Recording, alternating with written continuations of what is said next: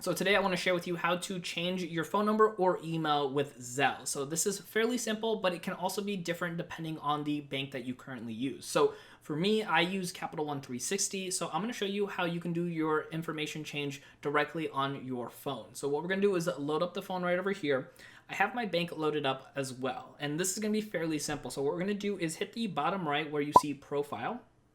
And once you see that, it's going to have a couple different pieces of information here. It has like personal security and all that. We're going to hit where it says account and feature settings. And then right down here towards the bottom, we're going to see where it says Zelle settings. So we're going to go ahead and click on that, and it's going to load up. And then right over here, you're going to see a couple different things. At least for me, I have an email and a phone number associated with 2 different accounts. And the reason for that is I have, if somebody wants to pay me back for something, go into one account, and then I have for other things going into another account. So for me, if I wanted to switch out my email, I can click on where it says unlink, and then I can go ahead and switch out an email.